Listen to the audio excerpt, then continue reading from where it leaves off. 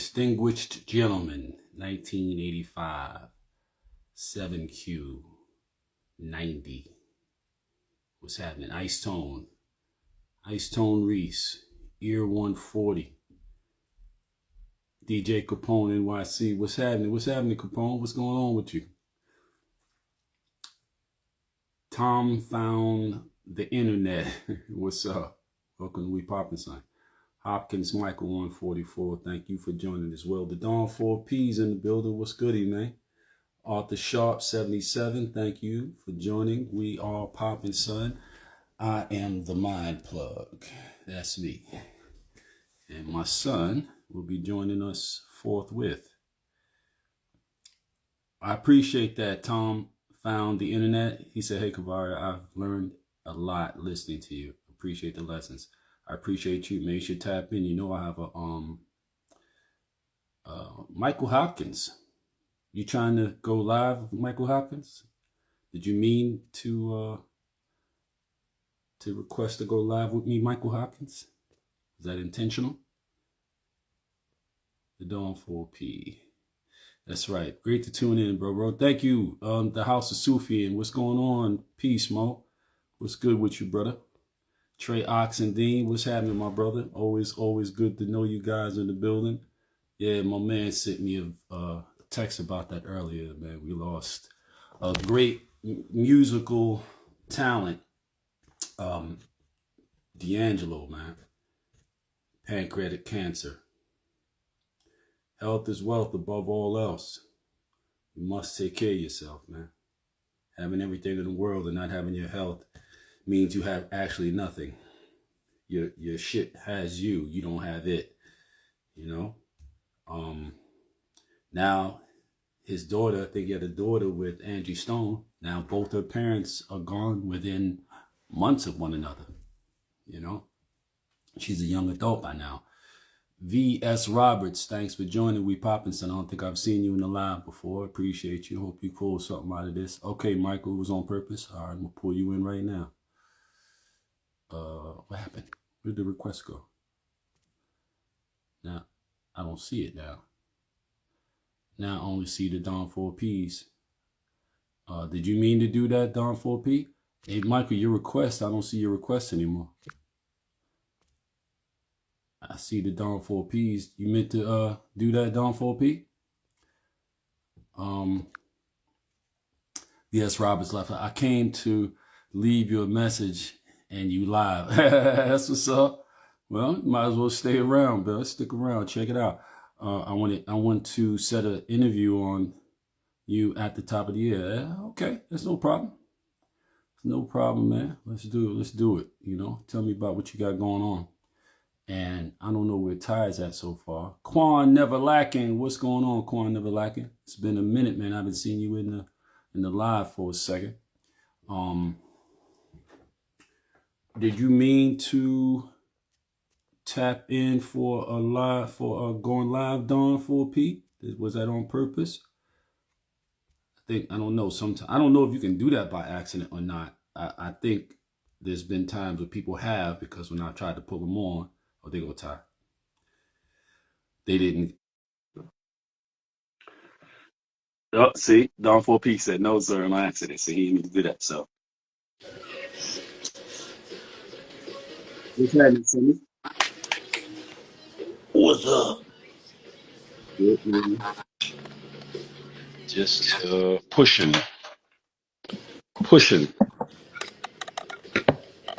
Just pushing. Stan Baker 67. What's happening, Stan? It's been a minute. Haven't seen you in there for a second. You all right? You know, when y'all don't tap in for a minute, I do notice.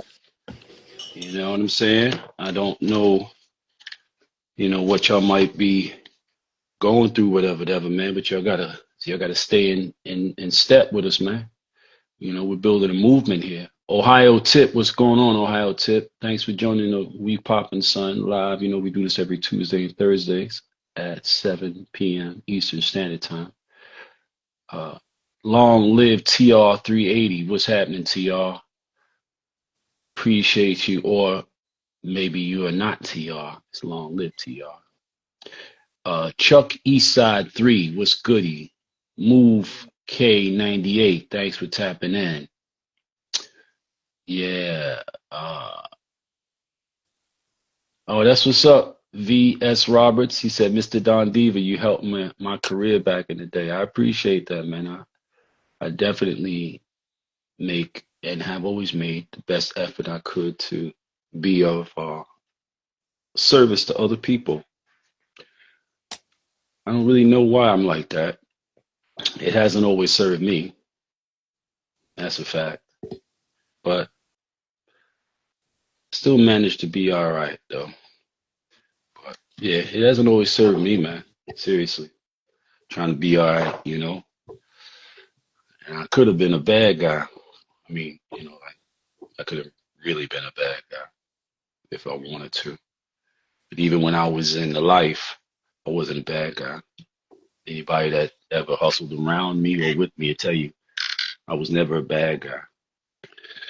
I was a good guy in a bad life. You know what I mean? Maybe that's why it went the way it went for me.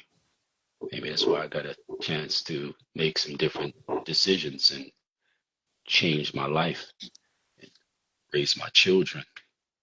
They didn't have to deal with me in memory or by way of 15-minute calls from the federal penitentiary once a month. I don't know if it's still the Ooh. case, but I think it is still the case. Like you only get 15 minutes a month. Maybe with the advent or the introduction of the tablets, I think the frequency of communication is probably a little looser, a little more fluid, depending on where you are. Um, My Cream, homeboy, he my he be homeboy, fucked up. his dad, his dad been in jail his whole life. Like he's like his dad raised him over the phone.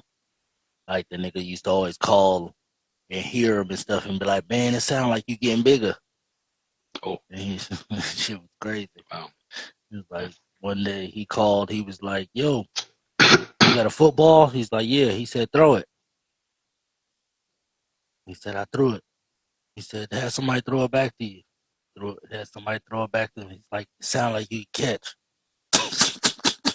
Damn, damn. It's like this nigga's like he raised him on the phone his whole life. That's that's fucked Just up, brother. That's fucked up. I know. I mean, Niggas don't think that's about that part.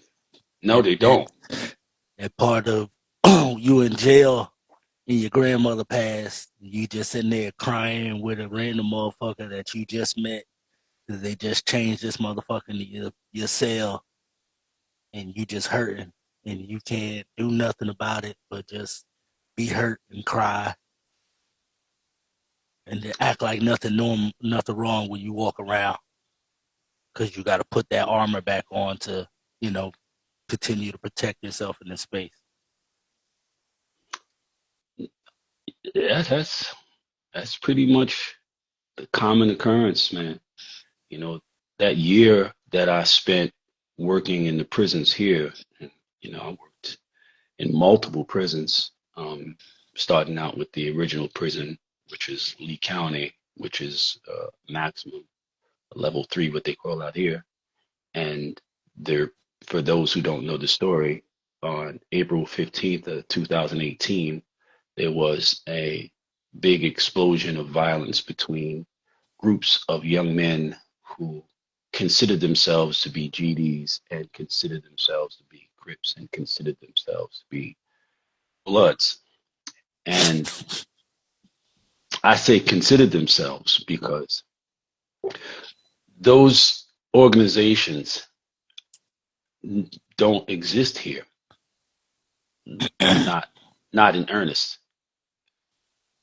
Those organizations came about here being South Carolina as um, an outcome of overexposed, underdeveloped young men, young boys in rural towns that didn't have anything else to do but had access to popular culture by way of phones and shit like that.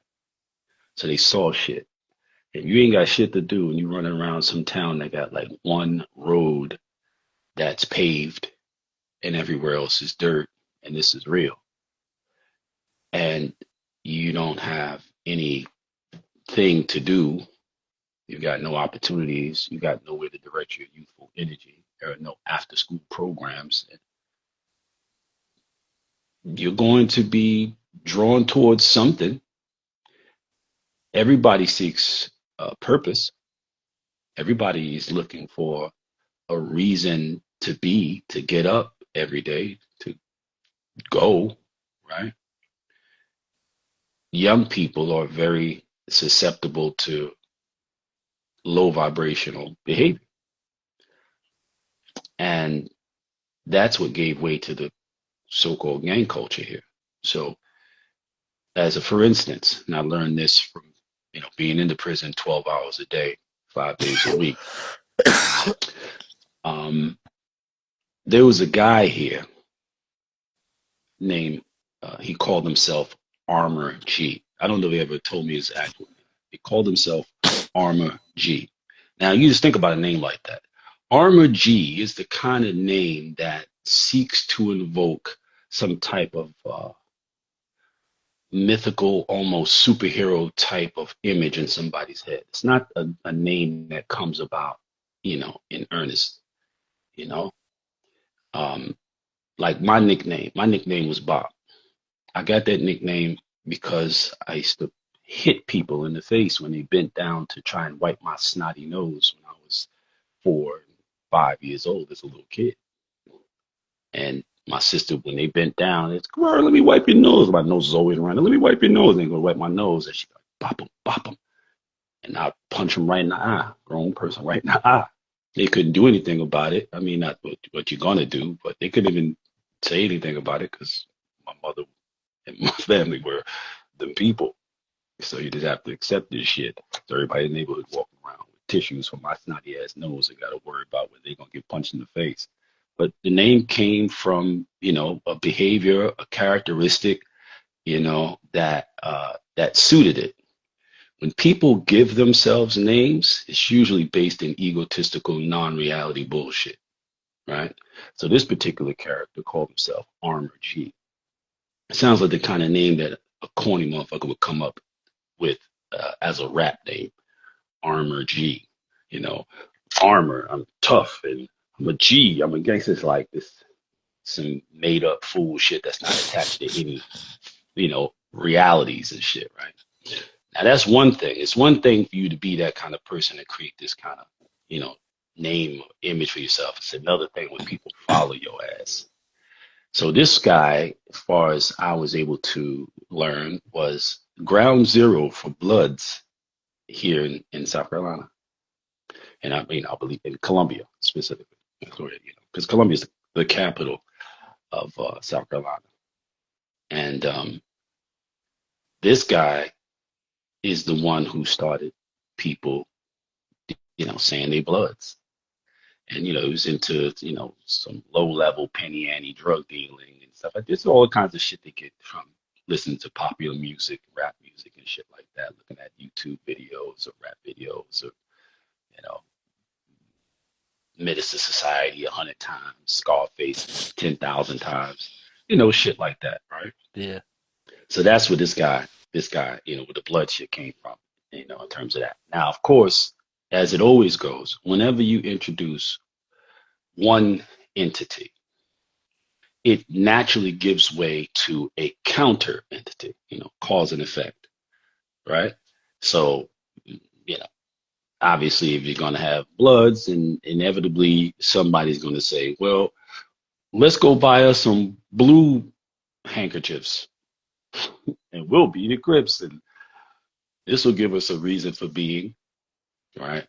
And then you had, cats who would come in from time to time from different places, maybe New York, maybe Chicago. And they would come on some like, oh, y'all on some gang shit? I got some work. Let me tap into your gang network or whatever. So that gave them more of a sense of this is real. We really doing this. We really them guys. And wherever you find any degree of Crips, you're going to find GDs. So at this prison, Lee County, on April 15th of 2018, um, this beef between the Bloods, the Crips, and the GDs exploded. And from what I can recall, it has something to do with some phones being delivered. Niggas going, throwing shit over the wall, throwing shit over the gates, walls, gates. And these phones were supposed to go to one group and then going to another group. Now, Armor G has nothing to do with this incident. Armor G, his story had come and gone by this time, because this story starts from what I recall, it's been a long while since I thought about this, but I think it was like 92 or something like that this guy started with his foolishness. He ended up creating a bunch of shit, bunch of problems, because he's just an idiotic country young dude, and acting out of ego and ignorance or whatever. So he created a bunch of problems, created a bunch of trouble and tumult, and it naturally led to him getting busted and all that. Turns out his brother was a federal agent, as the story was told to me. Wow. His brother was a federal agent, and I got a homeboy like that. He done did a bunch of shit all over Atlanta, shot at a nigga for no reason, gets arrested for all type of, and he bipolar. And his daddy a federal agent. So every time he get in trouble, they just go get his ass out, and nothing ever happens. Yeah, I mean, depending on how bad his chemical imbalance is, because that's what bipolar disorder is. It's neurochemical imbalance. Depending on how bad it is, he really can't be held accountable, because they definitely get detached from reality. They don't take that medication. Paranoia kicks in. Oh no, I've seen it. I've seen it.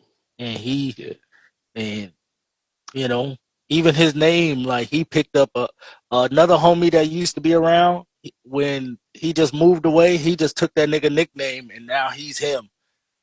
And he be, I don't know, watch that nigga spaz out, had an AK, and be like, you could look him in the face and be like, oh, he's gone. But he got that AK, he is dangerous right now. Yeah. People with BPD, when they like introduce chemicals, it exacerbates their instability. So like, if they drink, for instance, drink alcohol, you get a psychotic episode. Or cocaine, ecstasy, liquor. You get a psychotic episode, though. You get a person who really is, in that moment, they're insane. Yeah. They're insane. They're subject to do anything, But this guy, Armor G, blood patient zero here in South Carolina, whatever. He's just an example of how popular culture influences people who are experiencing, underground culture or underworld culture in a vacuum. And he created a bunch of problems, caused a bunch of problems, whatever. Of course, end up going bad, right? Started some shit, got people all caught up, and then got himself out of it. That type of shit. As the story was told to me, seems to be the general consensus. That's how that went. But it gave way to, like, once that shit gets started, and I've seen it over and over again. Once that shit gets started, like, once people start buying into that shit, it spreads like fucking wildfire, bro. Just like it did when, my little homie Omar, who we all know as OG Mac, came to the East Coast with the blood shit, and like really set that shit in motion on Rikers Island. And it was going crazy on Rikers Island, and then niggas eventually go home, right? Go out, niggas get out. Niggas coming that's back what happened with Pete. To Yonkers and the Bronx and Harlem, and all of a sudden, everybody was blood, and it was like, what the fuck? you was just we was all just niggas in the hood playing ball, and you was 55th Street, you was Polo Grounds, you was Saint Nick, y'all was East Side, y'all, cause y'all was niggas on the East Side. That's right. That's right. That's right. Because motherfuckers didn't have us nothing else to do. That's really what it comes down to. Niggas was bored to death. No sense of purpose, no sense of belonging, and at the same time being bombarded with images of cats being part of crews, like my era, the crew era. And it was as widespread as it was still relatively closed in. So a lot of the kids who were born in the mid 90s, they were looking at the cats who were born in the late 70s and seeing how, they were doing what they were doing or hearing about it, hearing about the paid in full era and all of that. It was like, damn, I wanted to be a part of that. And then the music constantly pushing these types of narratives, the movies, popular movies pushing these types of narratives. And there is no counter to this culture. There's no positive popular imagery being pushed forth for young black people, Hispanic people in the hoods around the country to alternate to say, well, do I want to be involved with this gun toting, drug dealing, criminal behavior stuff that so many of my friends may be involved with, or at least are enamored with, respect? Um, or do I want to do this other thing? Because in a lot of instances, the other thing didn't exist. If a cat couldn't get into some type of sports program, they didn't have the home structure that would encourage them to go in a direction that was less traveled, like getting into basketball, getting into track, getting into football, something, then that street shit, gang shit, really was the only game in town as far as they were concerned. The only thing that made sense. And so a lot of these guys, um, especially in these rural little towns, like I've heard of towns like I said, man, I was in that joint, man, in them joints here, bro. First of all, some of the places where these prisons are, once you get off the highway, you might have 40 minutes to drive before you get to it, an hour to drive before you get to it off the highway. Like they are tucked deep in the middle of nothing, you know, and in towns that you have no reason to ever hear about. And a lot of these cats come from towns like that. They come from places you never heard of. I'd have a group of my guys sitting around talking, and they'd be like, I'm like, yo, where you from? They'd be like, so such such. And I said, so when you from? You're like, so such such. I'm like, y'all ever heard of the places y'all from? It's nah, I never heard of where he's from. I never heard of where he's from. Never heard of it. And they're from here, born and raised here, and never heard of this little town, and that one never heard of that little town, you know. And so they're very isolated, realistically, but they have access to the internet by way of their phones. So they're being exposed to things outside of the context of their real experience, and it gives them something to do.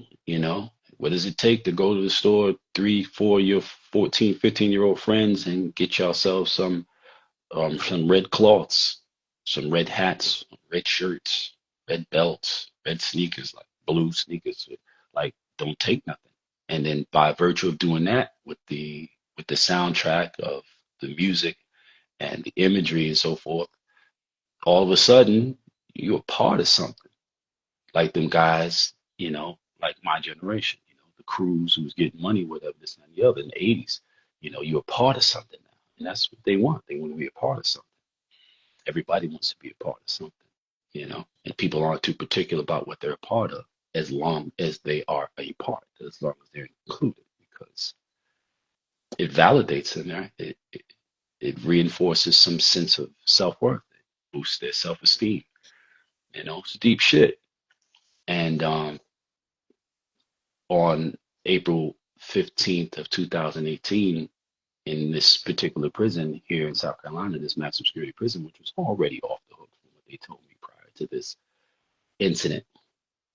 They said niggas was walking around in this prison prior to this event with, and I've seen this weapons, walking around with basically with swords that are like uh, 3 feet long on the compound, like in their waist, like a sword, a literal sword in the open.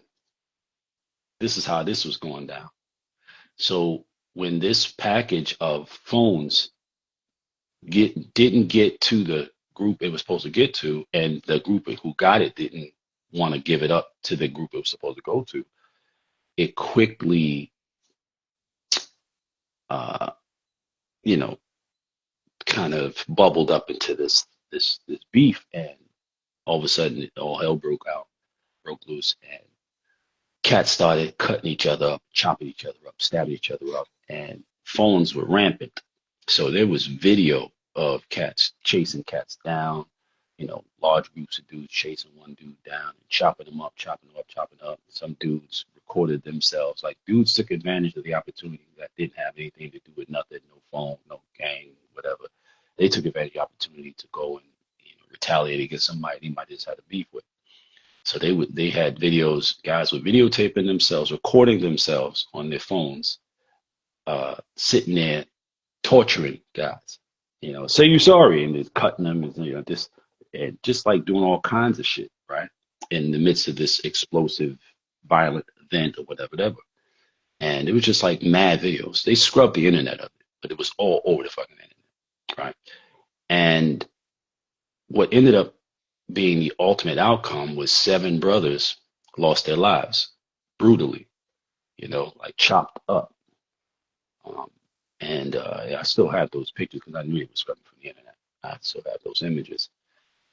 And when the violence, when the actual chopping and beefing and all that shit was done, the cops came in, I guess troopers or whatever came in, and they like came with the shotguns and made everybody go to their cells, locked everybody up, whatever. The guys, there were a couple of guys who were screwed up. They were cut up real bad, whatever, laying out on the ground. And, they were alive, but they were cut up bad. And they were screaming and yelling for hours, as the guys explained to me. Hours, reeling on the ground, screaming for help, in pain, unable to move. And the cops just threatened anybody, like anybody goes near them or tried to help them, you'll be shot. And just let them roll around on the ground for hours, bleed out and die. And after that, now this happened at one prison. They had 21 operational prisons at the time. This happened at a already really bad, out of control maximum security prison. They got, level 3s, but level 2s, level 1s, other level 3s, nothing had happened. South Carolina's response was to lock down everybody in all their prisons, lock everybody up, put everybody in their cell, and, I was working with the administration. I was working with South Carolina Department of Corrections. So, it's like, why did y'all do that? Like, why did y'all punish basically all these other people and all these other institutions that were nowhere near this institution? And it's because we didn't know where it came from. We didn't know where it was going to go. So, we just locked everybody down. So they put everybody in their cells. Like, a lot of cells have the slots in the door so they could, slide the tray through and all that, and a lot didn't. So what they decided was the cells that didn't have those slots, they were going to cut those slots into those cell doors. And going forward, with no particular date in mind about when this would stop. They were going to keep everybody locked in their cells 24 hours a day, 7 days a week until further notice. And you will be fed through the slot door, but you will not, there's no programming, there's no law library, there's no nothing. You're not coming out of your cell. They locked everybody in their cells from level ones, level twos, level threes. Everybody's locked in their cell 24 hours a day, 7 days a week. Supposedly, you were supposed to be able to take a shower twice a month. And Cass is like, you'd be lucky if you got a shower once a month. And when you did, they were walking you from the cell to, the shower with a dude with a like a rifle behind you or some shit like that, And that was April. By the time they brought us in, me and the guy who I was business partners with at the time, he had done a good amount of time, something like supposedly 13 years. He was from Boston. By the time they brought me and him in, it was August. So April, May, June, July, August. 4 months, the hottest months in the South Carolina summer, and they had these people locked up in these concrete boxes without, no circulation, no air, no nothing like this in these boxes or whatever.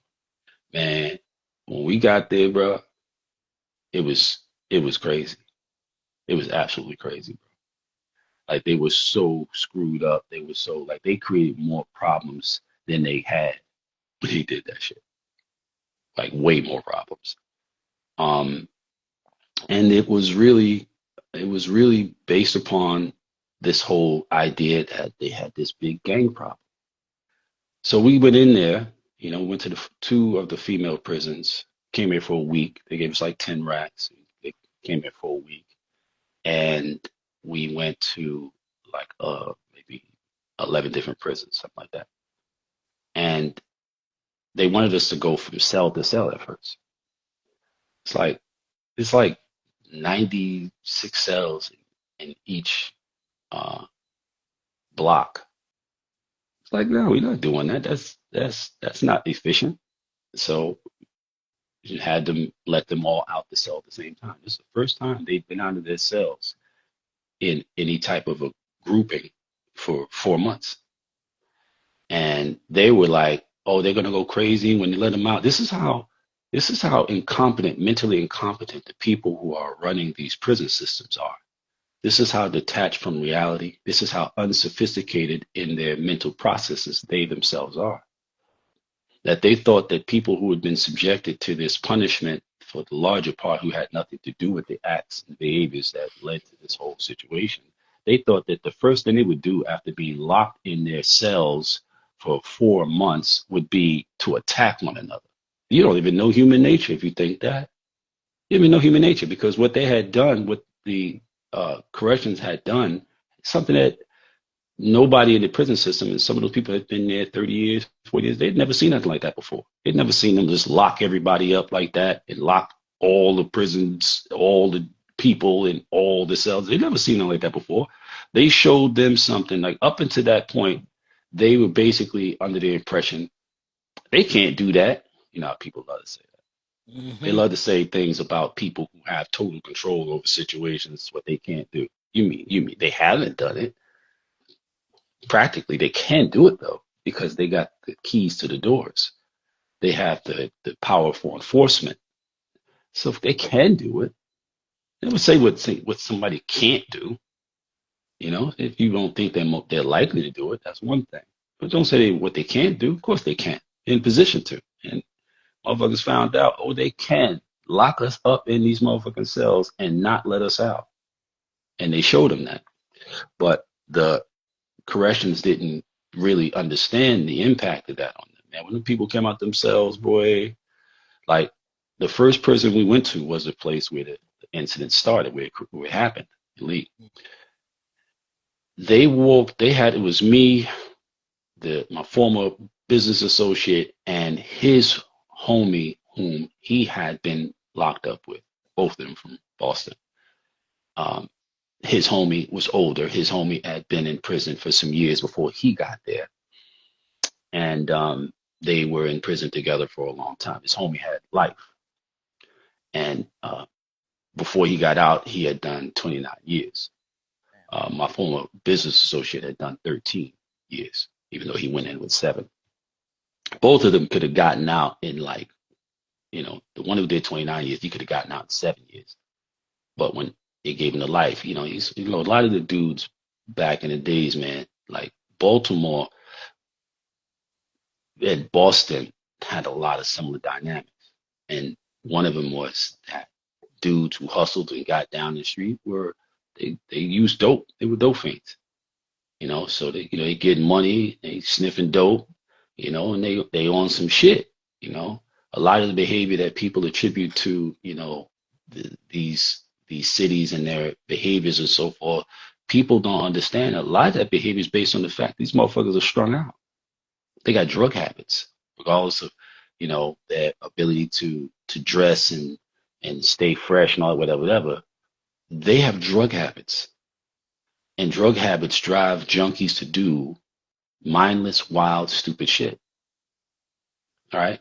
So, this guy was one of those guys. It's like crash dummy culture. Dude sat there for 29 years and with a life sentence and never bothered to go and look at his situation, never went to the law library. But when his little man, my former business partner, when he came in there and he adds time to his situation, he goes from supposedly, because I found out he was a big fucking liar. But from what I understand, he went in with 7 years for some carjacking shit and ended up adding another 100 years or something to his case because of getting involved with shit inside the prison with this guy.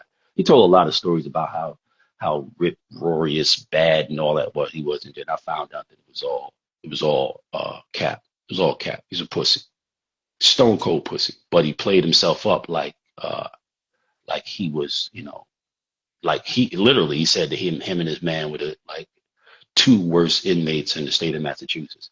His man was a big, big dude, real big, oversized, thyroid baby, with not a lot of sense and a drug habit. So he was a big ass crash dummy. But dude was a pussy puff, but he's also a manipulative, narcissist. You know what I'm saying? So he knew how to play people. You can say a lot about narcissists, but narcissists are rarely ever dumb. They're usually relatively intelligent and generally more so than an average person, right? But when you're up to chicanery and trickery and bullshit, you gotta be sharper than the average bear, But anyway, we get in there and they bring in like 30 or 40 COs in there with us to this first dorm that we go into inside the prison where this incident initially occurred. But they think these guys are coming. When the doors crack, these guys are going to come rushing out of their cells, chopping and slicing or whatever, like they could. Like, nigga, they ain't got access to nothing. They've been locked up in here for 4 months. Ain't nobody been out their cell. Ain't nobody got shit. You know what I mean? So my partner speaks and, he tells them who he is, what his story is supposed to be, mostly made up narrative or whatever. But, he's able to relate to them that I was in prison. I had 103 years, and I got out and these are the things that I learned. And if you let us, we can teach you some of these things. And then he introduces his man. And this man is not an articulate person. He's not, not a brainy individual, whatever, but they can relate to him because they're not brainy individuals either for the most part, right? So, he tells them his story and how he's been home at that point 8 years. He got himself a wife and he got himself a business and, he was making it in the world and he had life, So it's like, okay, this is relatable. What it is we dealing with. Like, what it is that we deal with psychologically and emotionally every day because you've literally been in our shoes. that makes you more of a credible messenger than somebody coming here talking about, I'm from academia and I've studied this, that, and the other, and human behavior, so forth. And I believe I can help you guys. It's like, yeah, you don't have a fucking clue for real, for real. You know, it ain't like it's in your books. You feel me? So then, when it was my turn to speak, uh, they rolled out a TV and DVD player, and before, I was introduced or whatever, I'm just standing there. I'm standing there. I got my jewelry on and all that, whatever, which they don't let people come in with jewelry. I got my jewelry. I got my cell phone, you know, and they're looking like, who the fuck is this motherfucker with, like, you don't get to come in here with your jewelry and your cell phone. They take this stuff from you when you come in. So they're looking, and then they pull the TV up, and then the first thing that comes up is a copy of Raised by Wolves, right? That's the first thing that pops up on the screen, right? And then so they see this pop up, right? They see my autobiography pop up, and then they see Pusha T pop up, and Pusha T says, "Yo, what's up? This is Pusha T. The big homie Kavario asked me to, holler at the people, there, you people at the South Carolina Department of Corrections." And he gives some encouraging words and so forth, whatever. And basically, he edifies me, right? And the reason for this is obvious. What are these people that are sitting in these prisons mostly influenced by? What is the major influence, regardless of their circumstances, home life, so forth? What is the catalyst? Because you can come from a poor home and so forth and not be inclined towards, the kinds of behavior that can lead to your incarceration. That can happen. So why does it happen so often that it does, that the struggle does lead to incarceration? Because of the fucking music, because of the rappers. So obviously, Rappers. rappers got influence on these motherfuckers, right? So I had Pusha T do a video like that. I had Killer Mike. I called Mike to do it one day, and him and Tip was in the car together. Him and T.I. was in the car together. So they both did it for me. And they both like, this is Killer Mike, this is T.I. T.I. talked about his incarceration situation and so forth, and just basically edified. Yo, this big homie Kavario, listen to what he got to say. And then 2 Chainz on his wedding day did one for me, and same thing, same message. And then David Banner, popped up and he did his thing. So they're sitting there going like, who the fuck is this Kavario? They're like, oh shit, David Banner, oh shit, 2 Chainz, oh shit, But it's like, who the fuck is Kavario? And then when the videos were done, then at the end, this pops up on Gangsters and Young Guns, right? And then I step up. They move the TV, and I step up. And I said, peace, what's happening? I'm Kavario. And them niggas was like, oh shit, that's Kavario. That's the guy they were talking about. And it was like an instant adulation, instant acceptance. They automatically accepted me because rappers whom they never met before in their lives validated me. That's some serious shit. So everything I had to say after that was like, E.F. Hutton, like, oh shit, what are you talking about? What are you saying? This is the way that most of them got in there in the first place, by being so susceptible to the influence of people who are, talking about things that for the most part, they're not even participatory in. They're just talking about this shit, They're just saying things on the microphone, you know what I mean? And for them to, I mean, I knew that would be the case, but just to watch it in real time, to watch it happen, it was just like, it was really crazy. But we ended up having an influence on them. And like a month and a half later, they called us back and was like, yo, could y'all come and open up a program? And we started the program there at the place where it happened, Ground Zero. And I learned a lot about how these cats got caught up. And it always came down to the fucking music. The fucking music they was listening to. The, the gang shit and all that. Like, if it wasn't for rappers pushing that shit wouldn't have got as popular as it did. But it was low hanging fruit. I can go from being nobody, nothing, like don't even matter, to being a part of something. I could go from being Jay to Bloody Jay. To Bloody J. Yeah. Now Yeah. niggas like, yo, you seen Bloody Jay? That sound like somebody. Jay don't sound like nobody. That's right. But you've been Jay since first grade. You've been And girls uh, go, who, funny Jay? looking That Jay, nigga, Jay ain't nobody. smelly Jay, bummy Jay, But and when then all of a sudden, when she hear Bloody Jay, she like, Bloody Jay? Little Jay? What? He yeah, Bloody Jay now? Like, that bitch yeah. on it. Oh, that's who Bloody J. I've been hearing about him. That's who Bloody J is. I know I could get him. He always wanted me since second grade. You know what I mean? Like it's bizarre, bro.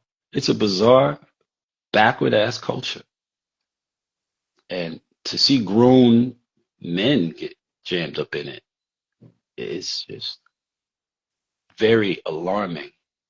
It's alarming. It's concerning, bro. Truly is, and that's where you get, you know, like these motherfuckers. Their whole sense of identity is attached to those types of associations that are really made up in their mind. And I told them too. I told them, I sat in the room with white motherfuckers, black motherfuckers, Spanish motherfuckers. Like I said, yo, like I asked one dude, I said, so what you supposed to be? What you down with? Yo, I'm GD. I said, a word. Who books you on? He just looked at me like a giant question mark. I said, you're not a GD. Niggas just looking at me like, I said, none of you motherfuckers are gangsters. Not near one of you are gangsters. Not one of you are gangsters. I don't give a fuck how much stupid, mindless, backward, useless, pointless, dumb shit that you've not made a dollar off of that you've done. All that shit made you was a convict, nigga. A victim of your circumstances, but you ain't no gangster. Gangsters operate with impunity. Gangsters have, you know, power and profit. You motherfuckers ain't never rubbed two nickels together. Most of you motherfuckers never made no money until you got in here. And then we're able to get involved with a little shake and a little movement that goes on in here. A little green dot move, a little extortion move. They had all kinds of funny little games they was playing. Had niggas pretending to be little girls online and all type of shit and have some motherfucker who's on some pedophile shit, regular working Joe type nigga get caught up and they be like, yo, they pop on one day when they think they talking to some little girl and they pop on like, you've been talking to my sister, or you've been talking to my daughter, and I'm gonna expose you and I'm gonna do this and I'm gonna do that. And he goes, no, so you better send me $500. And they put $500 on the green dot, all type of shit. They call it what they call that shit, uh Jamieing or some wild shit like that, whatever. But a lot of niggas never saw a dime. They never saw a dime before they went to prison. It's like, you niggas ain't gangsters. Y'all not gangsters. And the way that I used to talk to them, they used to be looking at me like, yo, this nigga's wild. Like, because they all live enveloped in this false reality. Like, you got a false reality. You got a false reality. I got a false reality. And out of regard for our uh, collective condition, we all encourage this false reality in each other. So we all act like, what we're projecting, even though I know I'm projecting a fallacy and I know you're projecting a fallacy and we know he's projecting a fallacy, but we all agree to protect our egos by acting like the fallacies we're projecting are reality. And that's how we get along. And then anytime somebody doesn't want to accept that or participate in that, they become an enemy of the system. And then all of a sudden people want to attack them because, you fucking with the matrix. You fucking with this mental matrix we got going on here. I used to go in on them, bro, but they respect. Obviously, they respected me. They got no choice. It's not an option. Not an option, as you know. It's not a fucking option. Respecting me is not an option. You know, but I was able to be effective for to a great degree, which is why I ended up being asked to go to multiple prisons. So at a certain point, I'm going to 4 or 5 different prisons a day. I'm in a different prison every day. You know, like two hours over here, do a class, 2 hours over here, do a class, 2 hours over here. This one's 2 hours that way. This one 2.5 hours that way. One trying to go to was 3 hours away. Think it's like three. Then at like 2 hours and 40 minutes away. You know, and I learned a lot. I learned a great deal. Learned a great deal about human behavior. I learned a great deal about uh, influence.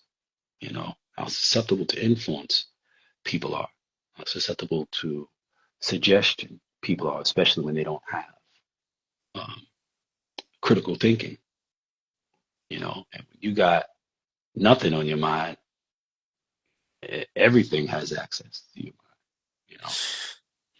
I watched a nigga give. I watched a nigga give somebody like he gave somebody. He was on some like nigga was like, "Yo, we're gonna do your taxes." He gave the nigga. He had the nigga girl, a nigga that he don't know and he just met in jail. Girl, come and pick up all his personal items so he could get his bank card. So he gave this random nigga his bank card and his bank information, and the girl went to his account, took all the money out of his account, and they supposed to be trying to bond him out. Then he gave them his social security number, his ID, his birth certificate, his social. I was like, oh, they you. Like as he's doing it, yo, and then probably like a week into the process, and he's filed the stuff. The nigga did some shit and got kicked out the dorm. The nigga who was taking the information. Yeah, and I was dying laughing. I was like, boy, y'all niggas is dumb. Like, y'all niggas dumb. Y'all, a Yo, nigga could sell y'all anything. He just took your whole identity. Like, when he leave, like, if he get out before you, he's going to be you. Like, he already got everything he needs to be you. You gave him right. access to all your Well, stuff. And when you get out of here, you don't even got clothes because you gave them your clothes. You literally don't have nothing to wear. the crazy shit is that he doesn't even have to get out. I knew No, he dudes who don't. was running them scams, man. Like, I knew cats that was getting a lot of bread on the phone, like ordering a whole house full of furniture, order a whole house full of furniture from a jail phone. You dig? Like, or don't let them have a phone, like a burner. Forget about it. Like that kind of information. Oh, forget about it, B. It'd be, you might have, unbeknownst to him, he could have 4 cars out on the street, Mm-hmm. where, dude is leasing them, renting them shits out to somebody, charging niggas $200-300 a day for these cars that are in your name that you don't even know exist because you're sitting in prison. That's a big thing. Uh, Taking people's identities in prison. I mean, you're sitting there 30 years, whatever. Motherfucker can build a whole life off you. There are people who are sitting in prison who never get out, not because they're so tied up, because they don't have the wherewithal to get themselves out, you know. Uh, and there are people who work in these prisons or who are in these prisons, and they understand, what the value of that person's information is to somebody outside. So they go on the run, they could come from overseas, whatever.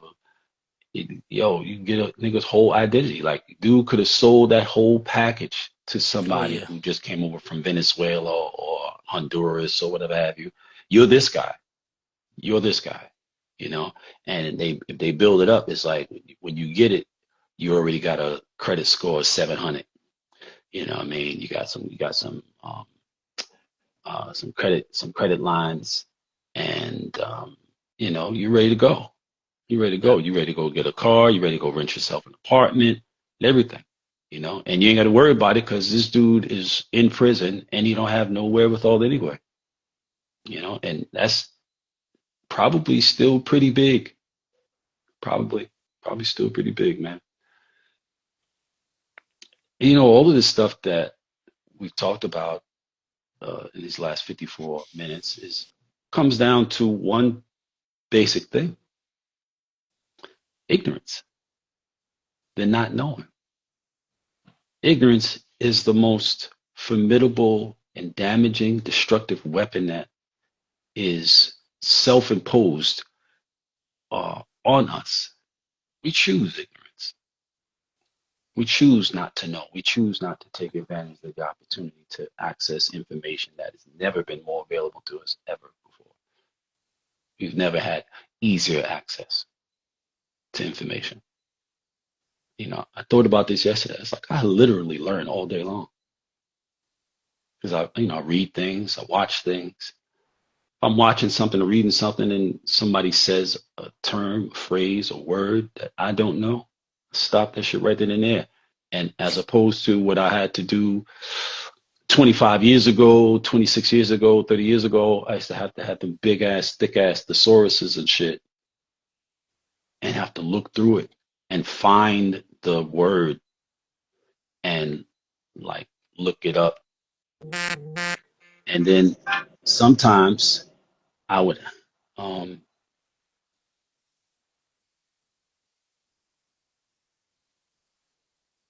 The nigga has to look in a fucking encyclopedia, 3, 4 fucking books. He'll look in one book and look at another book to make sure both of those meanings are the same meaning because you don't found the word, but the word. sometime I would have to, yeah, I have to look up a word in the definition. And then in doing that, I have to look up a word in the definition of the word that I had to look up from the original word I was looking up. And I would keep doing that and keep going until I really understood the word. Now, all you gotta do is pick up your phone and say, "Hey Siri, what's so and so such? What is this one?" And the shit'll just like blah, blah, blah, blah, blah, tell you all type of shit. There's no reason in the world for you motherfuckers not to know nothing. No reason in the world, but I think that that access, that so-called convenience, has made cats' blades even duller because what it basically says is, why do I need to bother to assimilate these understandings and this information and just the practice of acquiring knowledge when I got this device in my hand? All I got to do is just ask it. I don't have to know it. I have information access right here. Um, so hold on 1 second. Let me mute you for 1 second.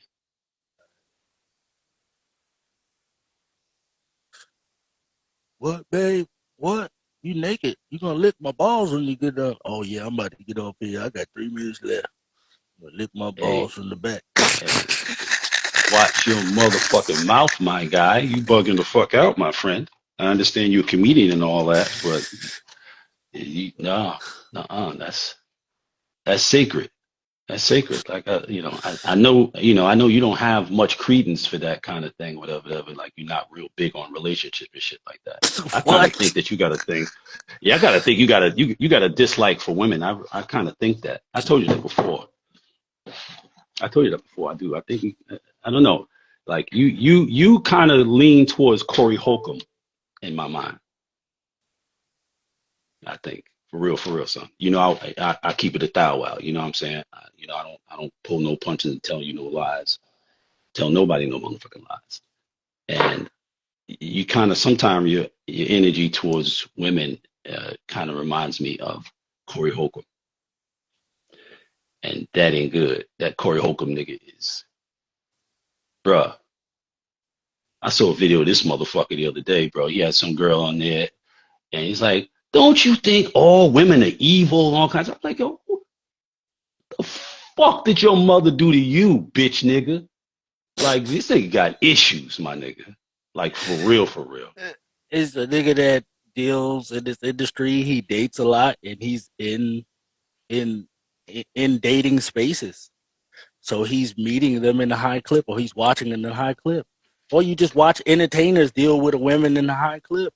So you get to engage it a lot. You like people act like it not what it is, but niggas will sit around a bunch of prostitutes and be like, nah, respect them, chill, because they want to try to fuck. But it's like that hoe just told me to shut up. Fuck that bitch. Like I'ma say that because that makes more sense than treat the hoe nice. Talk to that hoe. She's still gonna do what she gonna do, but it don't make no sense to bow down to her because you want her pussy. Fuck her. She gonna give her pussy to a billion niggas that don't mean shit. So it don't matter. So That's true. you dealing in a space where they just bow down to women operating like hoes. Like you could make that like the shit that you sent me. Like that podcast is gonna get really popular. And Oh, women with will the be two like, "Oh my girls. God, it's so funny." Oh, they're just talking, and it's like this is not a way for women to represent themselves, for younger women to look at other women. But when you say something, it's like, "Oh, you Corey Holcomb," but nobody is saying anything. Everybody is just saying, "Y'all go, girl. This is funny. I'll spit in her mouth." It's like, well, you the sucker nigga that want to Bruh, spit in the bitch mouth. Use the whole nigga bruh, too. Like, so bruh. somebody has to be the somebody's gonna be the bad guy and be the nigga that said, y'all some niggas, y'all some hoe ass niggas sitting there looking at this hoe. That's not that's not arguable. Like that's true. That's true. Cause he do it with the niggas too. He be like, these niggas is gay. These niggas all kicking the booty niggas, nigga, all these Hollywood niggas is homos and like so when he say that they're like, oh, he mad, he not nigga. He's like, no, nigga, I live out here. I know what's going on. And Yeah. y'all want to believe the illusion, and when I say the truth, I'm the fucked up person. It's like, no, Yep. That's right. how am I fucked up? These bitches That's is right. evil. That's Any right. type of Kill the bitch messenger. that'll try to have a baby by a nigga just so she secure her money. Then she going to the judge talking about she want $35,000 a month. That's an evil bitch. It's an evil, greedy bitch. Yeah, Yeah, for so real. it's like, but to make that, but that's a normal, casual thing that's going on. So it's like, nobody is saying nothing like that. Nobody is saying nothing to a 27-year-old girl that said, when I want to have a baby, I'm gonna just go get an NBA player because they're dumb and they don't like to use condoms. And then we watched her go get with a 19-year-old nigga that was in college, and then they got a baby, and now she on the internet bashing the nigga. And we was like, we watched you suck 1,000 niggas' dicks before you got with him, and then you said you was on. We knew you had this plan, so we don't empathize with you. We know you're an evil, malicious person. Yeah. I mean, so that's a perspective, and that's a viable argument for some of the behavior that women, and I don't know if it's women in contemporary time, because I mean, that kind of shit was going on all of my life. I don't think it was to the degree that it is now, and I think it's probably for the same reasons that all of the street nigga shit is going on like it It's a is, and it's because of the popular culture.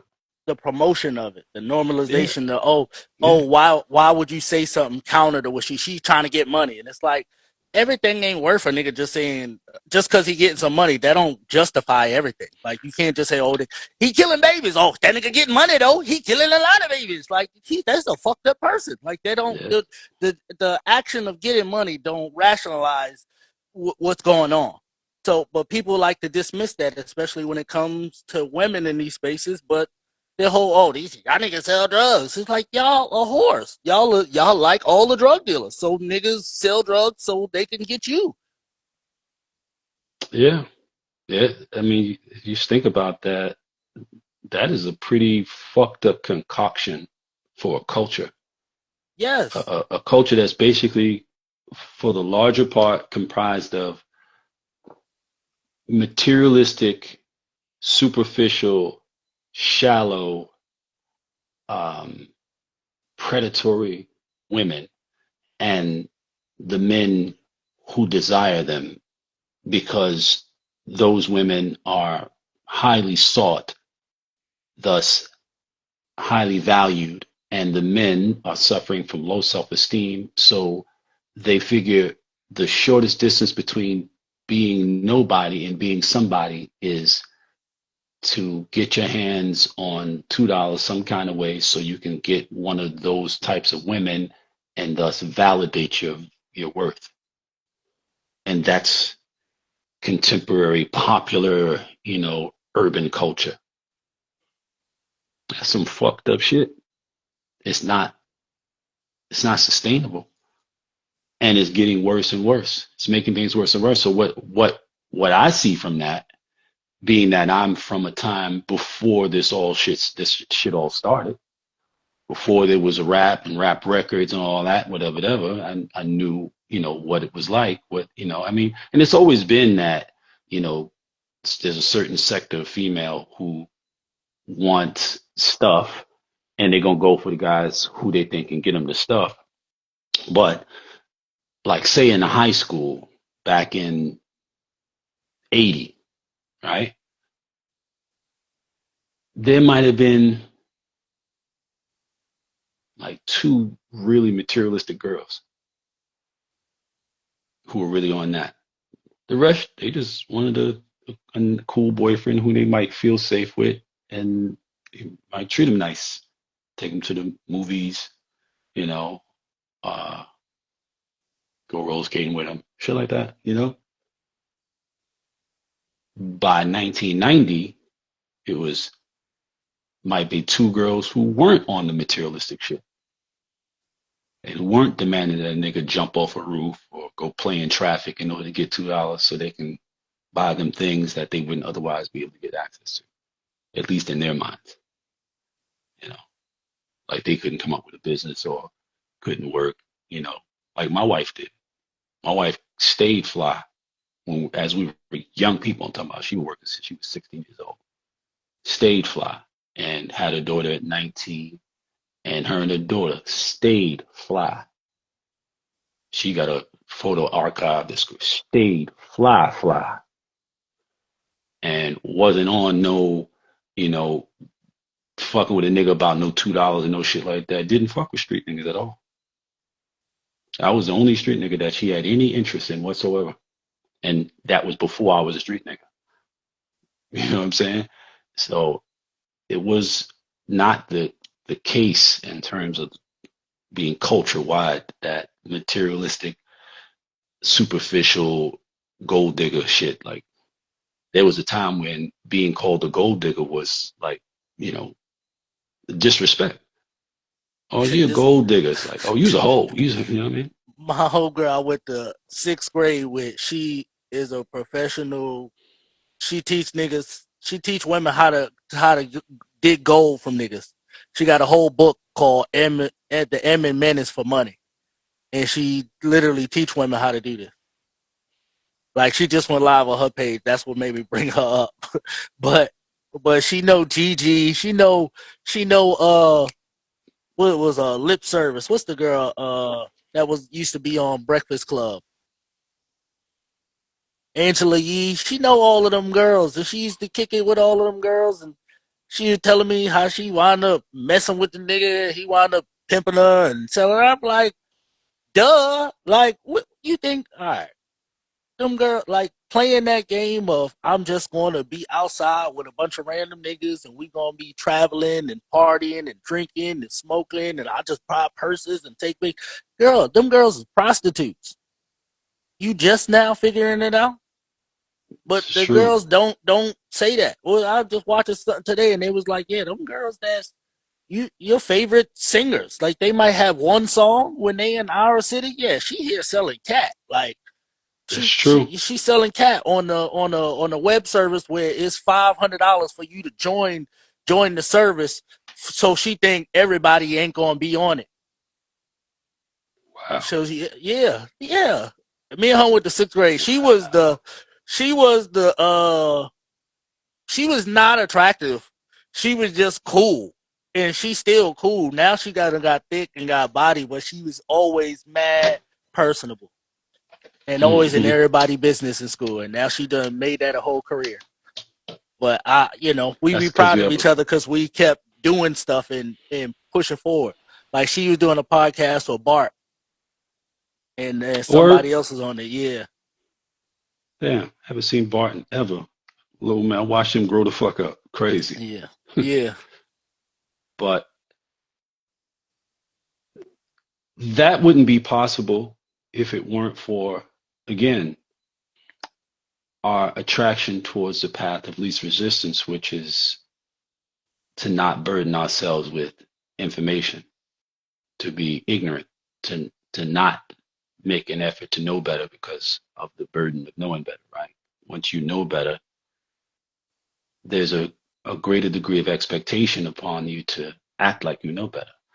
You can't get away with doing the dumb shit when it's well understood that you know better than to do the dumb shit.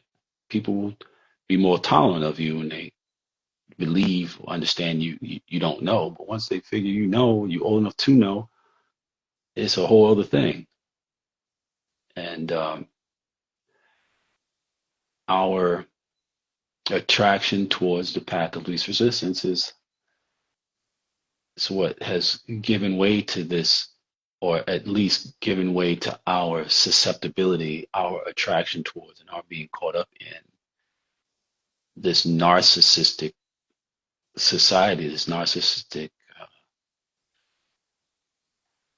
movement, you know, like narcissism is the main drive. It's in politics like a motherfucker, like, you know, like that. I've never seen so many narcissists out in the forefront. I mean, if you guys, I don't know how I could ever really lend the lens through which I'm able to observe these people like the Steve Millers and Peter Thiels and Elon Musk's and Donald Trump's and like and all these other guys who's, you know, like y'all have no idea, like these people are, they're narcissists and they're grifters, they're con men, they're crooks blatantly. But if you don't know what those things actually look like, then you can't see it. But because I grew up with that, I see it. You know, I see it. I see it very simple, like really clearly. I see it, and it's just bizarre how it affects and perpetuates itself. It affects everything to the point where if you're not behaving like that at this point, your ability to access opportunity is virtually non-existent. It's virtually non-existent, which it forces good people into bad spaces and places because it becomes a matter of survival. And yeah, this shit is not sustainable, bro. What we're experiencing now is, like I've said before, a very big multi-car, slow motion car crash. It's like super duper duper duper slowed down, you know, but the the vehicle is already made contact with the solid immobile object. And it's just like this, it's like crushing very, very, very slowly. Meanwhile, people just Mm-hmm. going about life like it's not that, but that's what's happening. And there's a lot of people who are within the sound of my voice right now who probably won't live long enough to ever really be able to wrap their mind around what I'm saying. Like, if, you know, a lot of people are going to expire. A lot, a tremendous amount of people are going to expire. I mean, it's already happened. Like, just look at how many people died in 2019. I know a lot of people that died in 2019. You know, Fred the Godson, a whole bunch of dudes. Like Fred just popped in my mind. But a whole bunch of cats, bro, whole bunch of cats. You know, and in mass, and people are so distracted and desensitized, they're not able to see what they're seeing. And what they are able to see, they're not able to put it into context to see it for what it actually is. You know, they're either dumbed down or distracted. It's not good, but it must run its course. It has to go all the way through, and you know, whatever's left, whoever's left, gonna have to pick up the pieces. But it's going to get a lot worse for sure. I'd like to think that it ain't, but I'm not of the ilk that sits around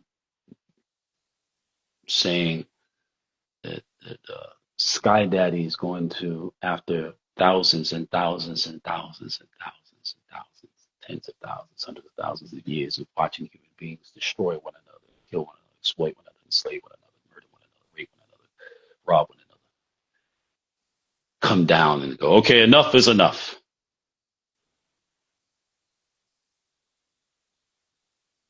This shit is gonna play out all the way out, and that's what it is. So I'm good, son. It's 1 hour and 15 minutes exactly.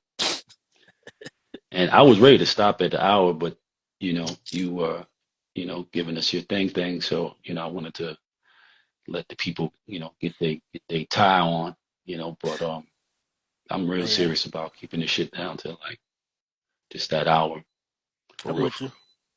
real. Motherfuckers ain't appreciating it like they should, bro. Because we don't do clown shit. You know what I'm saying? We're not running around with, you know, I'm not going to say anything that makes it sound like I'm Hating on a nigga. disliking it, right? You know what I mean? But the people respond to clown shit, and I'm not doing no clown shit because I exist and existed before this thing came along. I am who I am long before the internet did not make me. I was this person my whole life. So, and we just lost Ty, but it's cool. I love you, son. And as far as the rest of y'all concerned, man, we would always say, man, think critically so you can live wonderfully. Mind plug out. Peace.